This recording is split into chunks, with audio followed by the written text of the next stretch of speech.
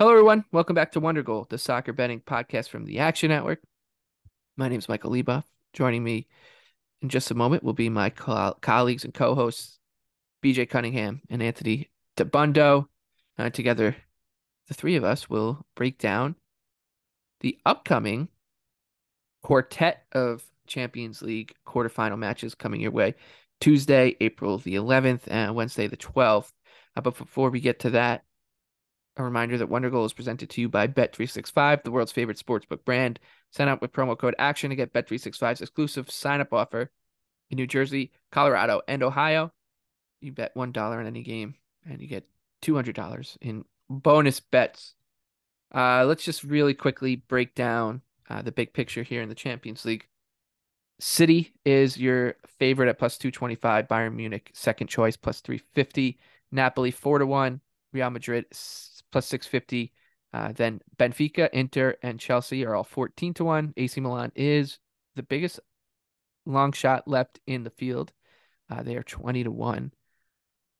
City and Bayern, as fate would have it, will be playing each other in these quarterfinals. Once again, a lopsided draw. The hat has a sense of humor this year.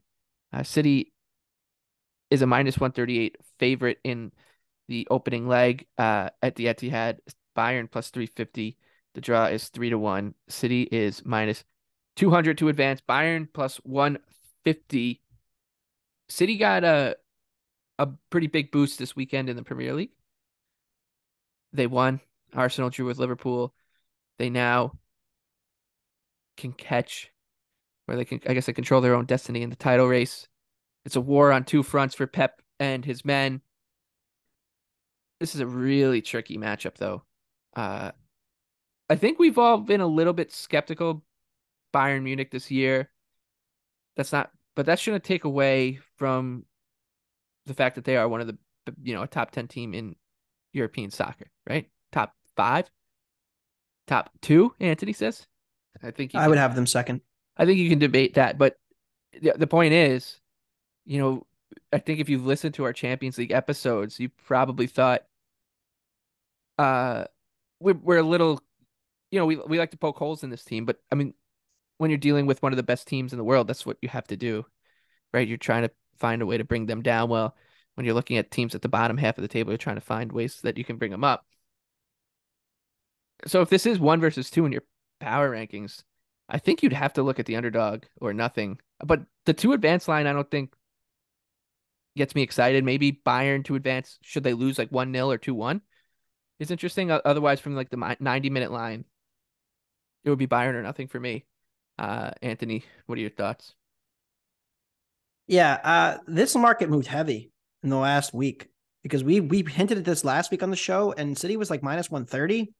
And I would have recommended a bet on Man City at that number, but now, I mean, minus 180, minus 190, 200, way too steep. I have City around 61% to go through when I ran my numbers. And that's like making everything 50-50 after they get to extra time, two coin flip. So I'm not going to be able to get to this number in either leg on Man City. Now, I know a reader reached out to me and said, why do you hate City so much? It's really relative to the market. Like, I still have said all year that they're the best team in the world, and I bet them repeatedly now to win the league, which we're now odds on to do.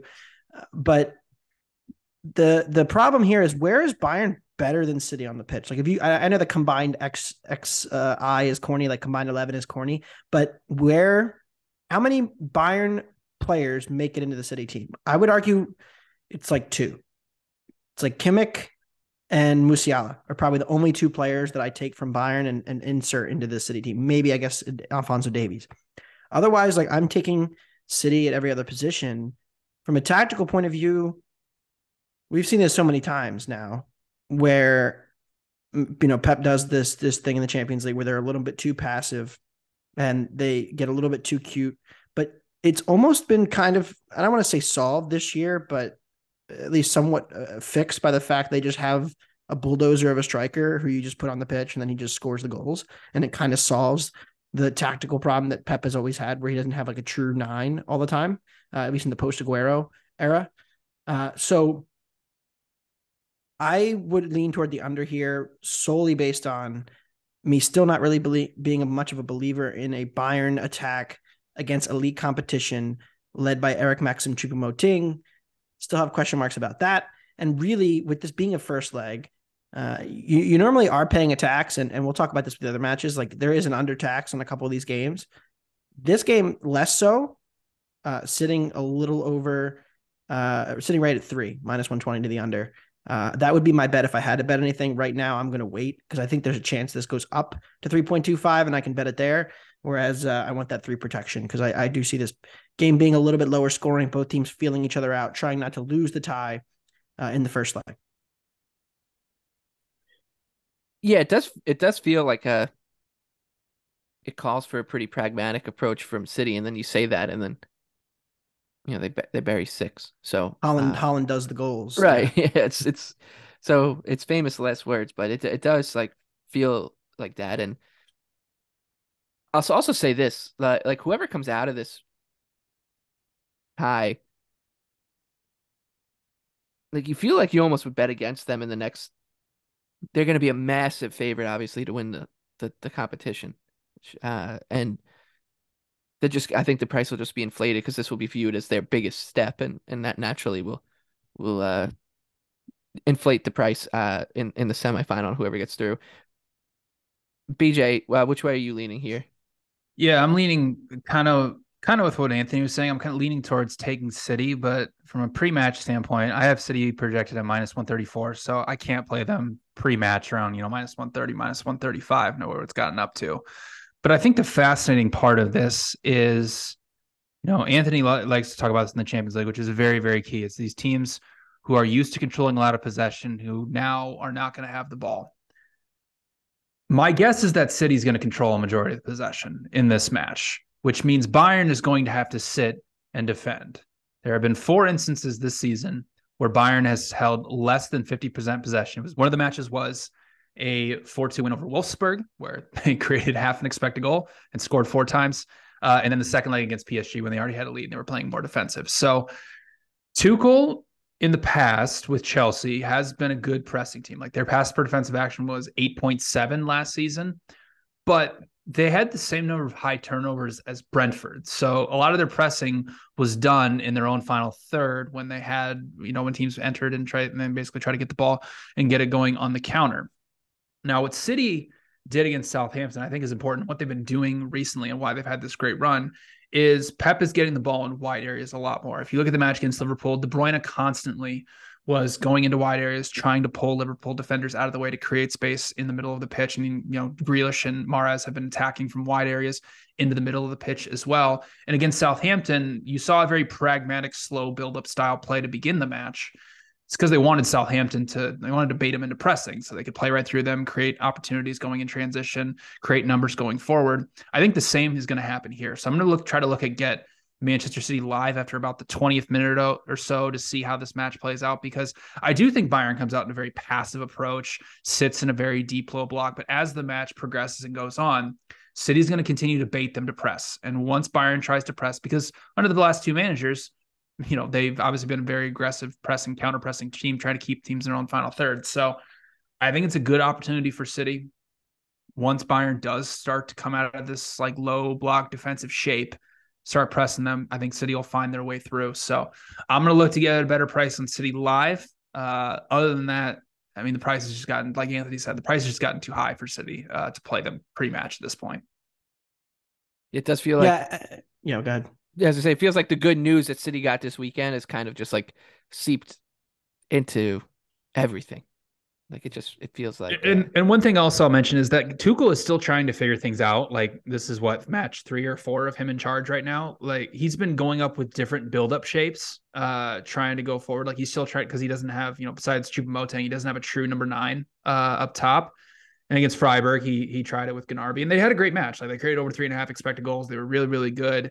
But what he's been doing is he's been inverting Cancelo into the middle of the pitch and build-up play, which Cancelo is one of the best inverting, left backs in the world. Well, guess what? He's not available for this match because he's on loan. Yeah. This is his parent club. So that's another situation that Bayern's going to have to try to figure out. So yeah, it almost feels just like be a square and just play City. But no, I think I'm gonna try to get them live though.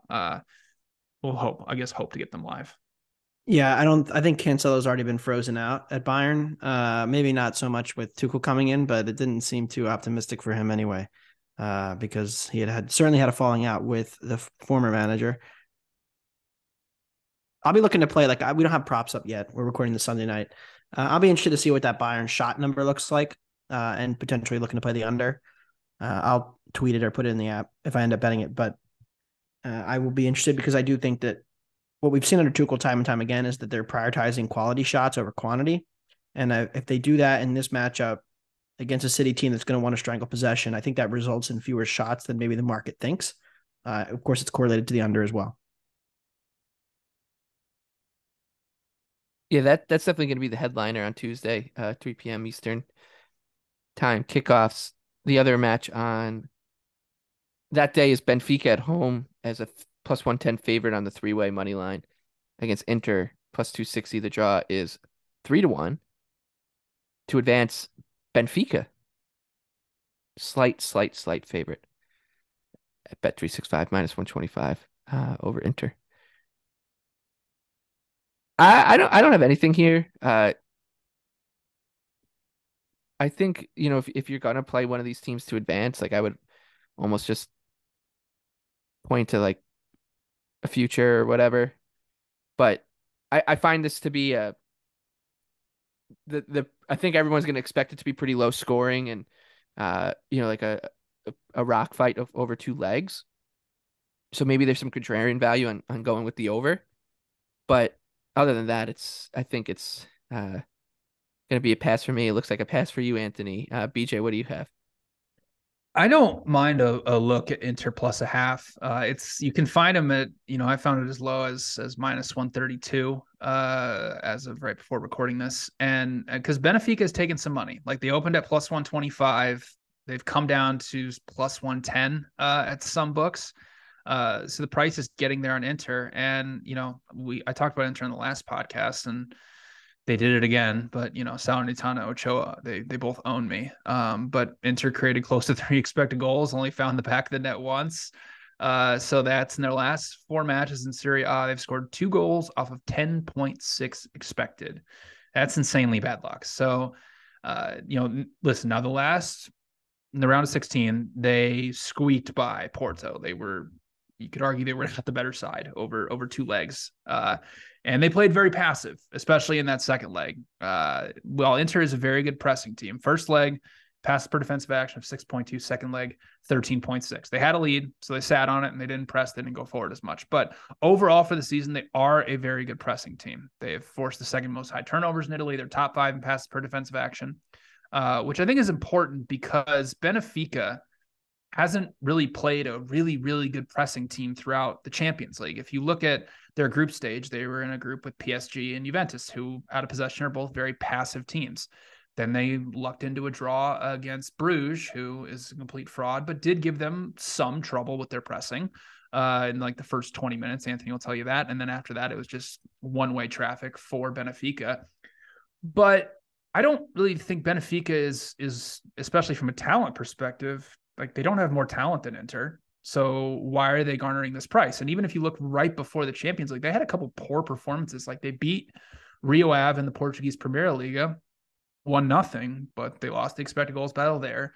They just played Porto on Friday. They lost 2-1 to them. That's the best competition they've played since the middle of January. So now we're getting in a situation where they haven't played that good competition, where Inter has been really underperforming, Inter's also getting their best defender Skriniar back, who's been out for a long time due to injury.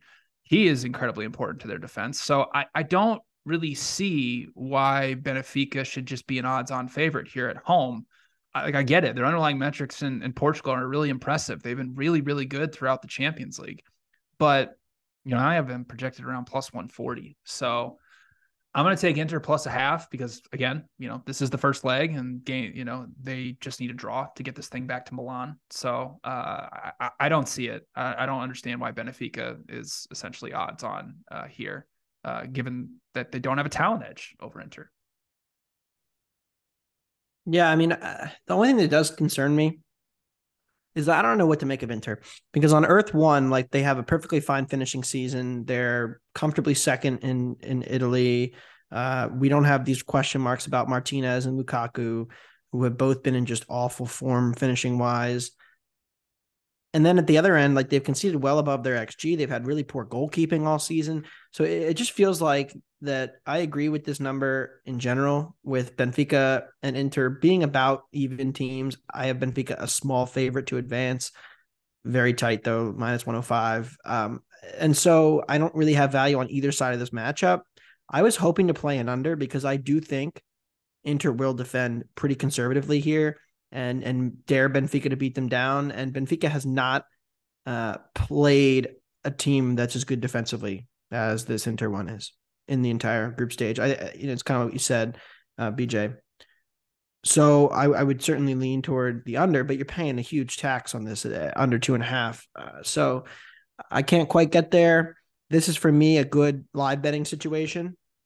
I will probably live bet the other team. Whoever concedes first, I would be happy to grab the other team to advance at the as a big plus money team, because I do think this will be a very even tie when it comes down to it after 180. But I don't want to lay either team as a favorite. Inter really did struggle with Porto. Porto isn't as good as Benfica. Benfica has the better attackers to take advantage, maybe too, if Inter is very passive and conceding a ton of space. All right, let's flip to Wednesday. We'll start with Madrid and Chelsea. Ugh. Real Madrid's minus 143. Chelsea 4-1. Frank Lampard's Chelsea. Can they sack him right now? The draw is plus Still time to 275. hire Jesse Marsh, who's not going. No, to as you know, and unfortunately we didn't get in this with Eric Ronaldo, but I'm sure Marsh asked for a long-term contract, and Leicester was like, no, not at all. That'd be my guess, but looks like talks have broken down again between those two. Well, here Madrid is minus 250 and Chelsea's plus 175. We've said it a couple of times. I'm sticking to it. I'm not just gonna let the one game under Frank Lampard Act 2 deter me. It's Act 3. Yeah.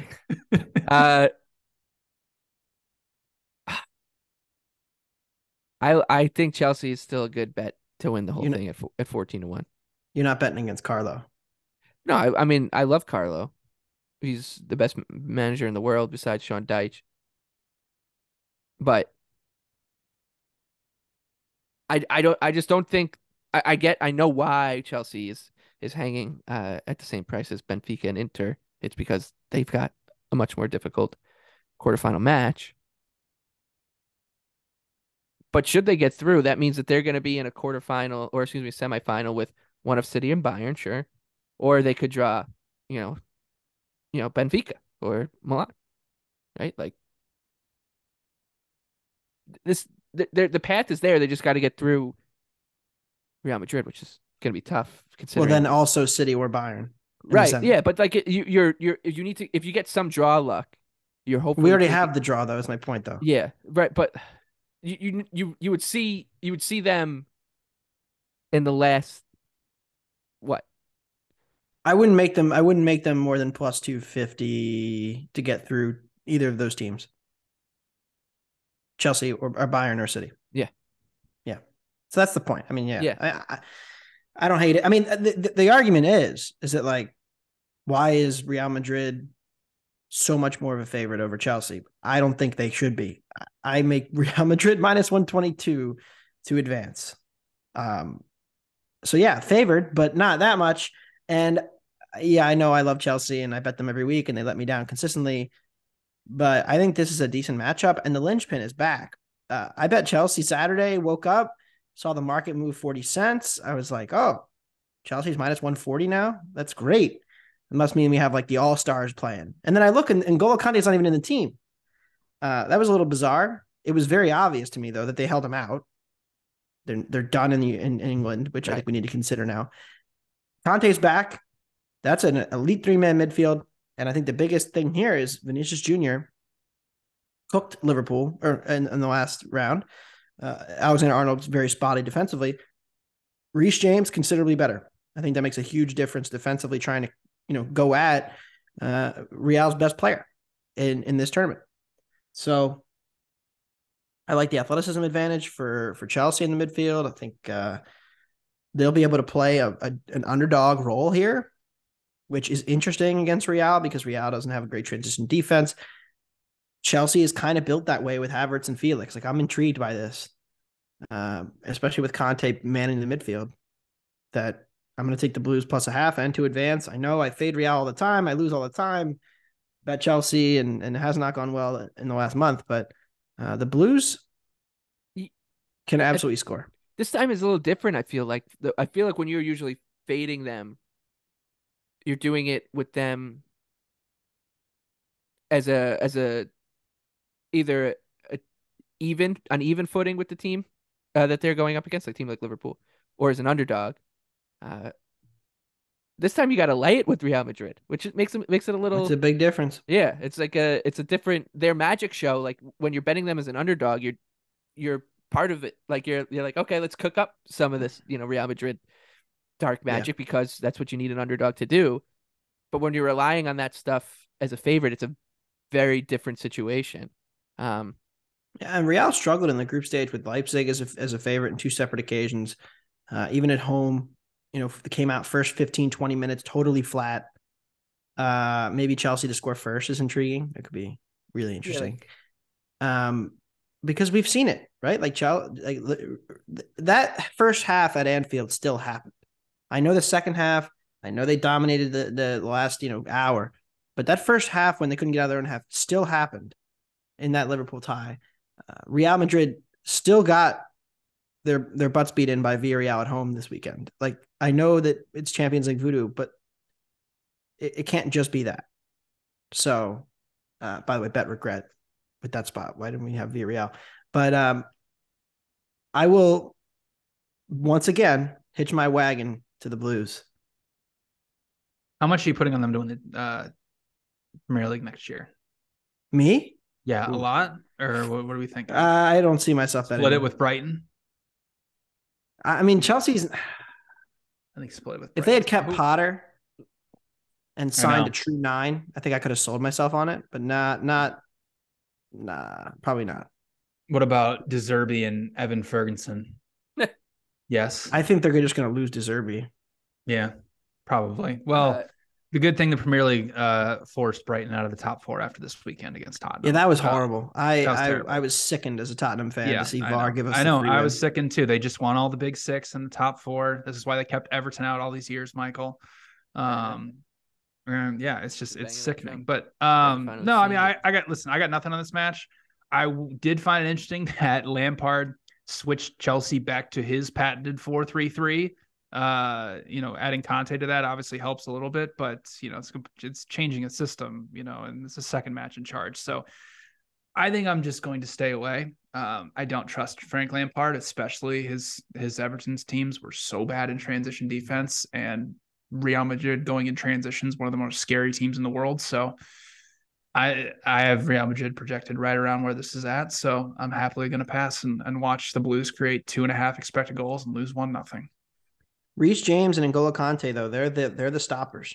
And I think that is just so huge in this matchup. I think that's the difference. I'm assuming Kante is good to go. And I just don't understand the move. I mean, it opened, Real Madrid was minus 130, and I agreed. And now they're minus 200 plus. It's crazy. Yeah, I rarely go against Real Madrid. And like I said, I think the draw has had a lot to do with that because of who they've drawn. A team that I just never will bet on in Liverpool, basically. And but this time around, like I even think that it's at Madrid, right? Like if Real Madrid comes home with goes back to Chelsea with a 1-0 lead, we're gonna get Chelsea pick'em even money. And I mean, like honestly, I would go back to the Chelsea future. Well, like I would say it again. Like, and this is maybe it sounds like a broken record because we were banging the Leipzig drum, BJ. Not me. No, I know, but me and I was banging that really hard. And I was still banging. It was your concoction. And I mean that was a huge number. What's Chelsea is 14-1 to win it now. If they lose by 1, I mean this number is gonna fly through the roofs. And like this, I think all three of us would agree that like the ceiling for Chelsea is fourth highest. Fourth. Yeah. Yeah. I would say Mhm. that. Yep. Well, I think Chelsea's ceiling is still higher than Real Madrid's. Yeah, I'll go What about fourth. Napoli? No. Right. So fourth. Yeah. Yeah. And one of the teams ahead of them is going to be gone. Yeah. Although one team has Benzema, the other team doesn't. So that Yeah. No, yeah, I don't know. It'd be close. I would. And this is the same number basically that they were going into the tournament. And they're And two let's stages be away honest, from making the final. they were. I know it's a different team, different manager, different players, but like they were better than Real Madrid in the Champions League last year over both legs. If you remember that first leg that was at Chelsea, there was just two really dumb mistakes that they made that essentially led to two Real Madrid goals. And like Benzema was just on his like godlike finishing rate. And then Chelsea, if we remember, like they came back and they were going They through beat the at one shit point. out of them in that They second killed leg. them in the second leg. Yeah. So that's a very I get, but different team, again, like you said. it's a completely different Chelsea team now. Like there's still a few players here and there. It's a completely different manager, so you can't really take much away from it. But it's pretty much the same Real Madrid team. So, and I also will say, like, I don't think Frank Lampard's managerial flaws, because he's only been back for a fortnight basically now, less, will wreck this. Right? Like he's not coming in and changing the system to what he played at Everton and played at Chelsea pre-Tuchel. Right? Like he's what could he have done to completely change this team the way that they were playing from what they were playing under Potter, which was going really well. It's just the nets were saran wrapped. So yep. Chelsea. I think the where are they right now in the Premier League? 11th? 11th. Yeah, the 11th place team in the Premier League. Maybe They've scored fewer goals than Palace.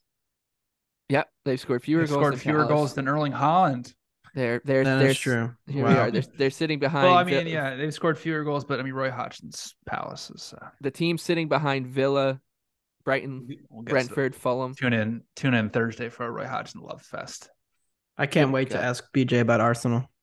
Save it. I've been waiting all day. It feels good but it does feel good to bet the 11th best team or the 11th place team in the Premier League. I'll give people a preview. We're fine. Everything's fine. 4xG. There's no need to overreact. It was beautiful second half. Okay, what's next? Last game. Oh yeah, can you guess which one it is? Disagreement. Milan We're going head to head. I'm Napoli. stunned. BJ's on. Actually, I'm not that stunned.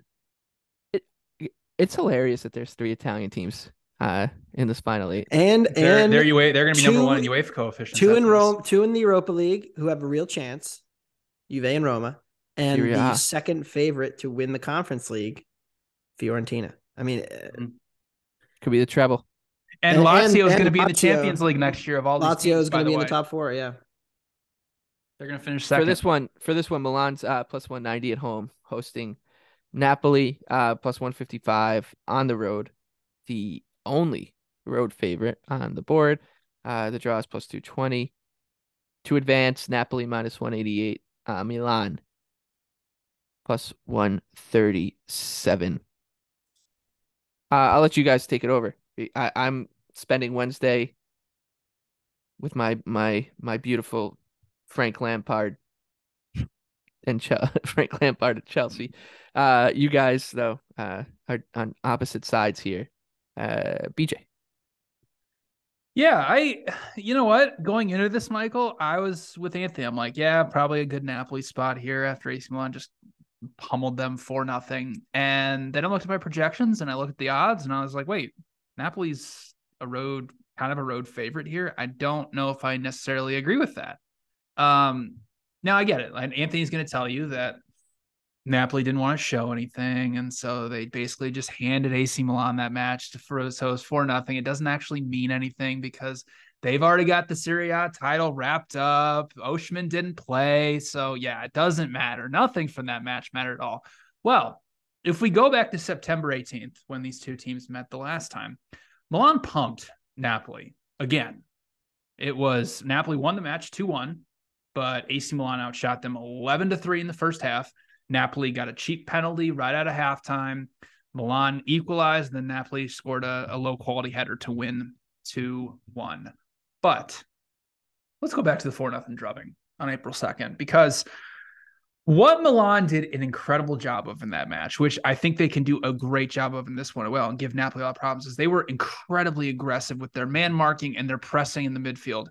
Milan in the middle of the pitch won 16 of 21 ground battles against Napoli's midfield. And it was honestly one of the more troubling matches for Napoli in their build-up play, because Napoli is one of the best build-up possession teams in the world. They're incredibly good at it. So you have to be able to disrupt that if you want to beat them.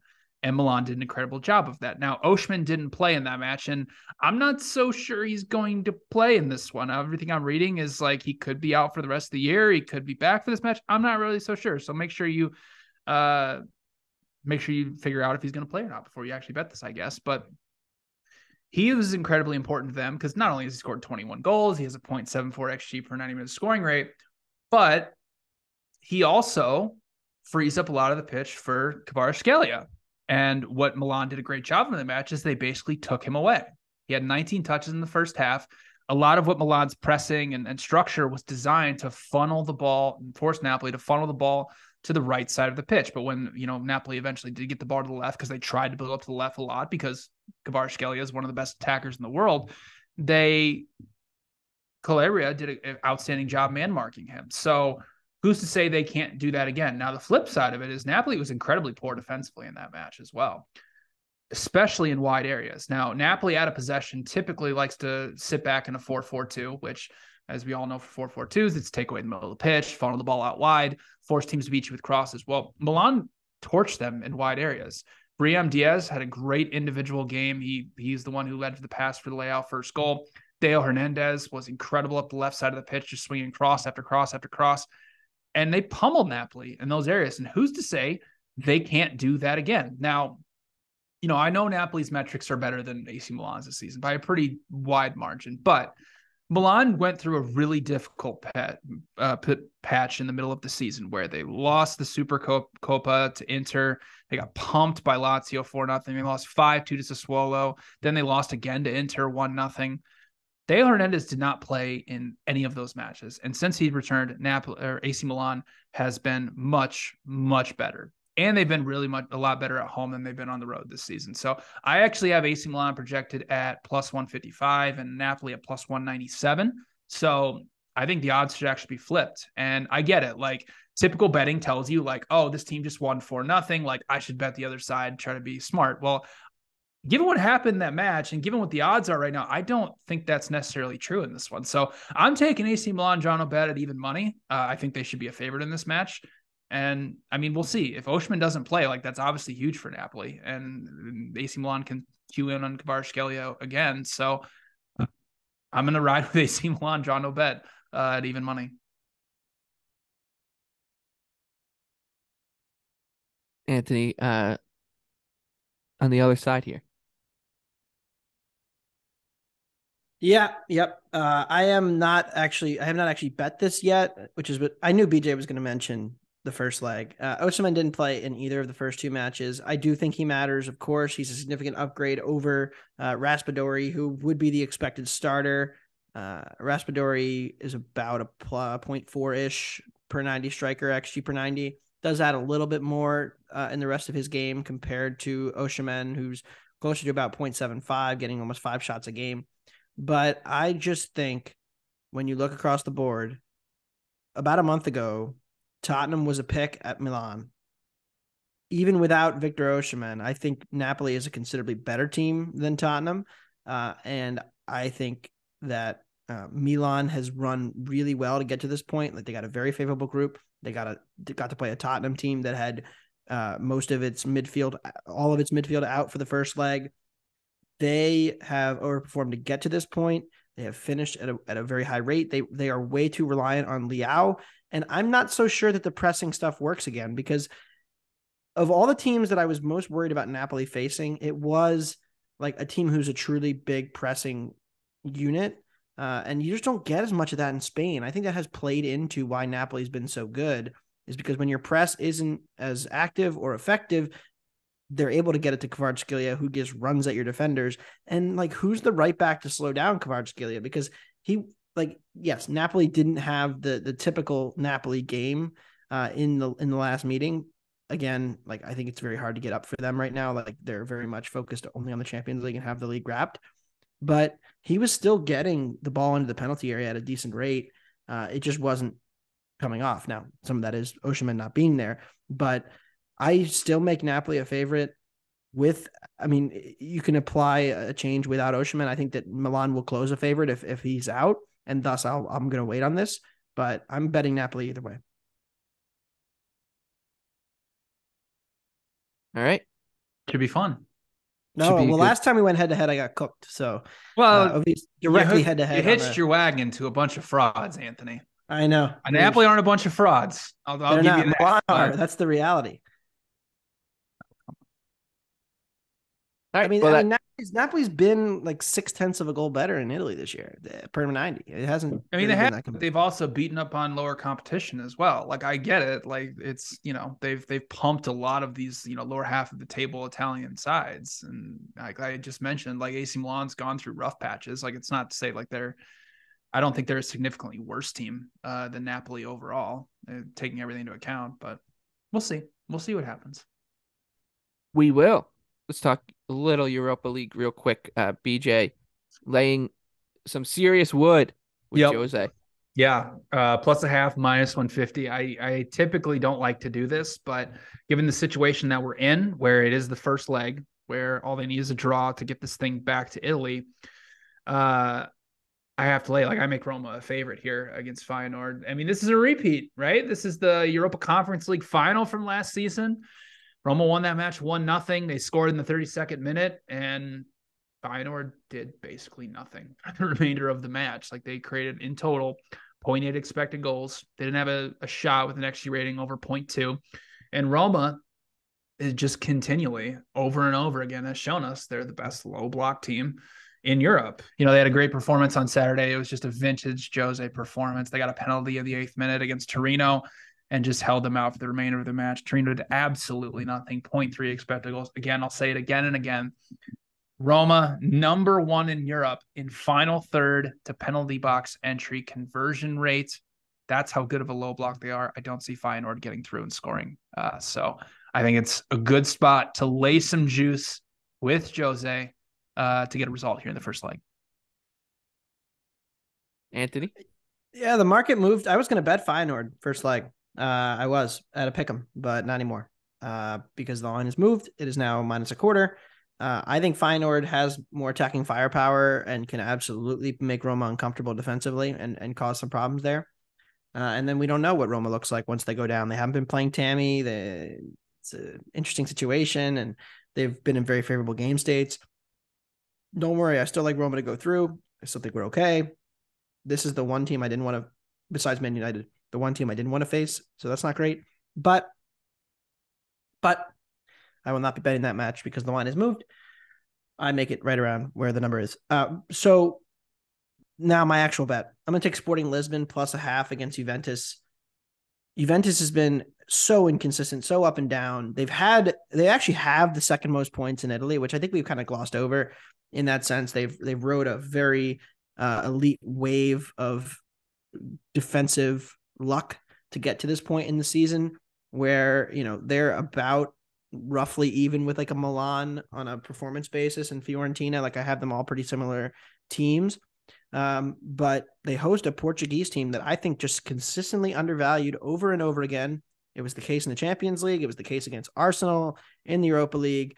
I'm taking Sporting Lisbon +0.5. You can find that at plus money right now because Juve has taken some steam up to -135 on the money line. Okay. That does it for this portion of the show. And then we will see you again Thursday morning.